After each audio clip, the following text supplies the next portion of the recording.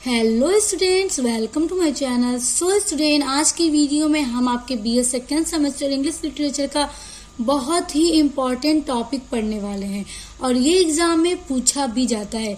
देखिए स्टूडेंट, आपके सिलेबस में एक पोएम है विलियम शेक्सपियर की, let me not to the marriage of true minds. तो उसका सेंट्रल आइडिया आज मैं आप लोगों को पढ़ाने वाली हूँ। तो स्टूडेंट देखिए, आपसे सेंट्रल आइडिया पेपर में पूछा जाता है और देखिए स्टूडेंट, आपका क्वेश्चन किस तरह से पेपर में बनता है। What is the central idea of the poem true love. देखिए स्टूडेंट, सबसे पहले मैं आपको ये बता चुकी हूँ कि जो शेक्सपियर हैं, विलियम शेक्सपियर, उनकी जो पोएम होती है, जो सनेट होती है, ज्यादातर लव बेस्ड होती है, यानी उनके सनेट का जो थीम होता है वो लव होता है। तो जो आपके सिलेबस में पोएम है let me not to the marriage of true minds, तो उसका एक और नाम भी है ट्रू लव, क्योंकि इस सनेट के अंदर वो सच्चे प्यार की ही बात करते हैं, सच्चे प्यार के बारे में बताते हैं कि सच्चा प्यार कैसा होता है। तो इसलिए इसका एक और भी नाम है ट्रू लव। तो चाहे आप इसको ट्रू लव कहें या let me not to the marriage of true minds कहें, बात एक ही है। उसके बाद देखिए, ये भी आपके आते हैं इस तरह से question, what are the salient characteristics of true love according to Shakespeare. तो ट्रू लव की जगह यहाँ पर ये भी दे सकता है, let me not to the marriage of true minds.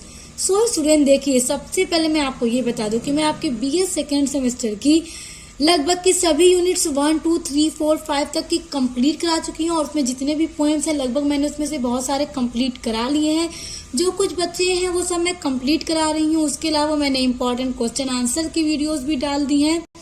तो देखिए स्टूडेंट, और आपकी ये जो सनेट है let me not to the marriage of true minds, तो इसको मैंने पूरा लाइन बाय लाइन हिंदी में इसकी समरी दे दी है, एक्सप्लेनेशन के साथ हिंदी में मैंने पढ़ा दिया है।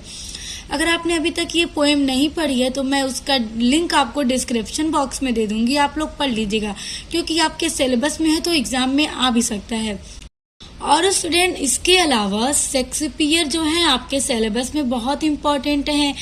तो कभी कभी क्या होता है ना, एग्जाम में इस तरह से क्वेश्चन बनकर आ जाता है, write a note on structure of Shakespeare sonnet, यानी शेक्सपियर के सनेट का स्ट्रक्चर किस तरह का है उसको बताइए, उस पर एक नोट लिखिए। तो समटाइम्स ये क्वेश्चन आ जाता है और ये क्वेश्चन वाकई में बहुत इंपॉर्टेंट है, क्योंकि आपके सेकेंड सेमेस्टर में सनेट और पोएम्स ही आपको ज्यादा पढ़नी है और शेक्सपियर के तो टॉपिक्स वैसे भी इंपॉर्टेंट हैं आपके सेमेस्टर में। तो ना उसका भी मैं लिंक आपको डिस्क्रिप्शन बॉक्स में दे दूंगी। आप ये वीडियो पूरा पढ़ने के बाद उन दोनों वीडियोस को पढ़ लीजिएगा स्टूडेंट्स, क्योंकि उससे भी आपके क्वेश्चन बन करके आ सकते हैं। तो ये ना रहे कि हमने पढ़ा नहीं था, क्योंकि मैंने एक एक टॉपिक आपका बहुत अच्छे से कवर किया है। जो सब कुछ इम्पोर्टेंट है तो सब पढ़ लीजिएगा और स्टूडेंट जो जो टॉपिक्स बचे हैं सब कवर कर लेंगे। तो चलिए अभी आज का वीडियो स्टार्ट करते हैं और पढ़ते हैं आपके let me not to the marriage of true minds का सेंट्रल आइडिया क्या है। तो देखिए, इन दोनों तरह से एक ही क्वेश्चन पूछ देता है, तो अगर ये भी पूछ दे तो आप ये मत सोचिएगा क्या लिखना, आपको सेंट्रल आइडिया ही लिखना रहेगा।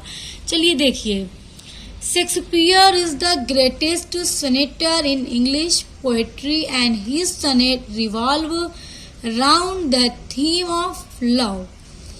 Shakespeare is the greatest sonneteer, greatest यानी महान सनेटर है इंग्लिश पोएट्री में, एंड ही सनेट, और शेक्सपियर का जो सनेट है, रिवॉल्व मतलब होता है घूमना, round the theme of love, और शेक्सपियर के सनेट का जो थीम है वो घूमता है लव पर। स्टूडेंट्स, ये मैं आपको कई बार बता चुकी हूँ, पहले की वीडियोस में भी जब हमने पढ़ा है इनके बारे में, तो मैं ये बता चुकी हूँ कि शेक्सपियर की जो ज्यादातर सनेट हैं वो लव पर ही होती हैं और उनका थीम क्या होता है, लव होता है।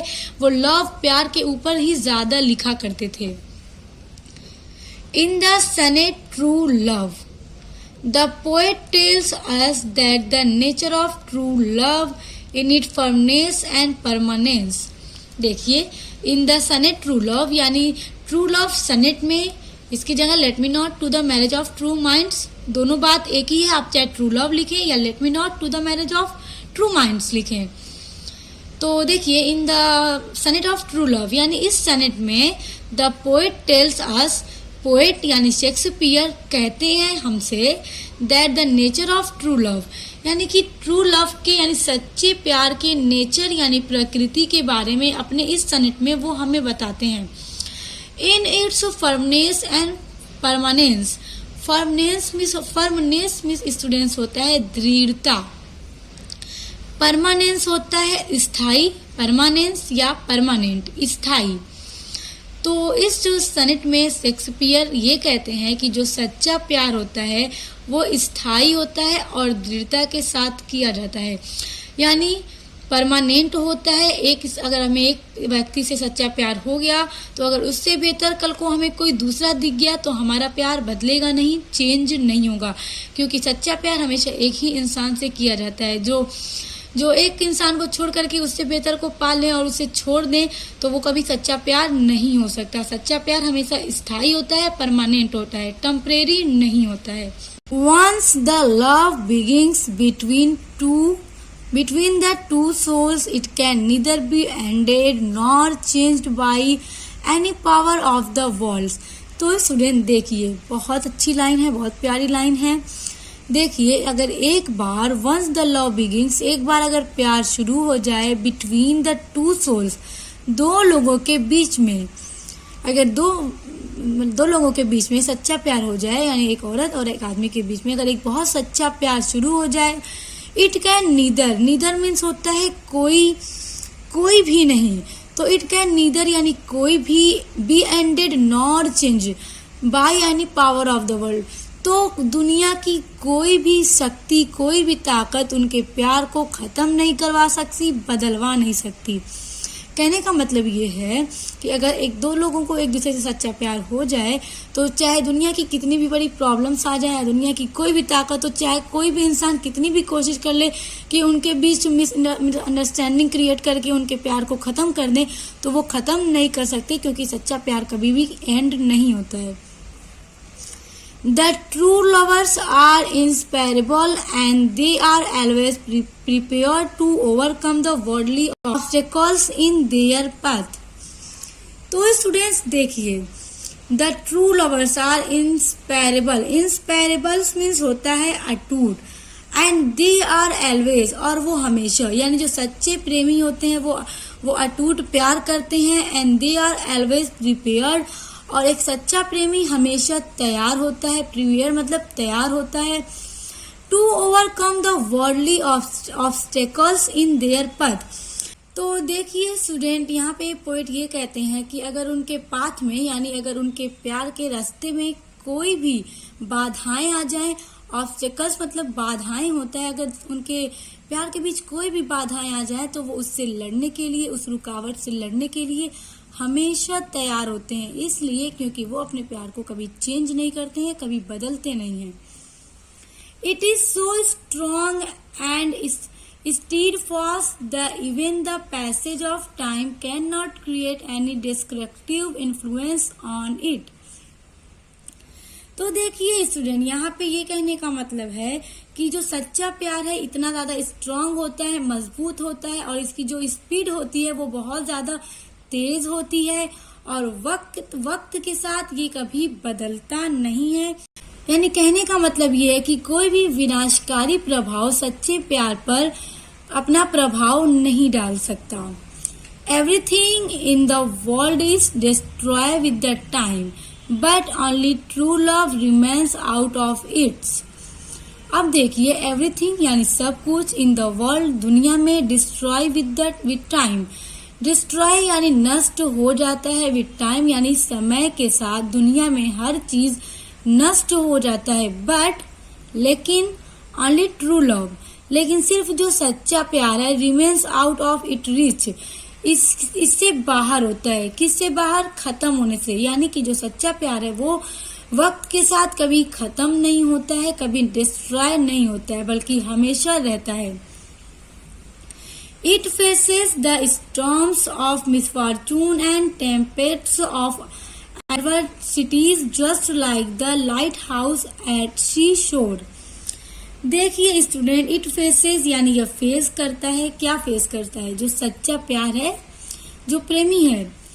स्टॉर्म्स मतलब होता है तूफान, ऑफ मिसफॉर्चून्स, मिसफॉर्चून्स मतलब बदकिस्मती से, एंड टेम्पेस्ट्स में तूफान ही होता है student, of adversities just like the sunlight house at the seashore। देखिए स्टूडेंट, यहाँ पे कहने का मतलब ये है कि समुद्र तट पर, यानी स्टूडेंट आप लोगों ने देखा होगा कि समुद्र में बीच बीच में या किनारे पे लाइट बनी होती है जिसके ऊपर दीपक जलता रहता है रोशनी करने के लिए। किस लिए? कि तूफानों में या कोई भी मसला हो या ये सब तूफान आ जाए, आंधी तूफान, तो उसमें रोशनी की वजह से दिखने में आसानी हो, क्योंकि पहले शिप चला करते थे। तो इसलिए कहने का मतलब ये है कि जिस तरह समुद्र तट पर प्रकाश स्तंभ की तरह दुर्भाग्य तूफानों का सामना करता है, उसी तरह जो सच्चा प्यार है वो भी अपने लाइफ में आने वाली प्रॉब्लम्स का सामना करता है, बल्कि पीछे नहीं हटता है। मोर ओवर मीन्स होता है इसके अतिरिक्त, यानी जो प्यार है इन सब के अलावा और भी क्या क्या चीजें करता है। देखिए, मोर ओवर यानी इससे अतिरिक्त, इससे ज्यादा, इट ऑलवेज या हमेशा, enlightens and guide the path of life. तो देखिए, मोर ओवर इट ऑलवेज यानी इसके अलावा प्यार और भी क्या क्या करता है। इनलाइटन्स यानी सूचित करता है, and guides the path of life यानी जिंदगी गुजारने के जो सही रास्ते हैं उस पे हमें गाइड करता है, हमें सूचित करता है। And take the lovers to divinity. Divinity means होता है मतलब देवी देवता, यानी कि जो सच्चा प्यार है वो लवर्स को, वो प्रेमी और प्रेमिका को भगवान के, गॉड के करीब ले जाता है। सो स्टूडेंट देखिए, बस ये है सेंट्रल आइडिया। इसमें पोएट ने क्या कहा है, वो बस सच्चे प्यार के बारे में बताते हैं कि सच्चा प्यार किस तरह का होता है। तो स्टूडेंट मैं इस सनेट का लिंक आपको डिस्क्रिप्शन बॉक्स में दे दूंगी, आप इसको लाइन बाय लाइन पढ़ लीजिएगा सनेट को, तो आपको बहुत अच्छे से समझ में आ जाएगा।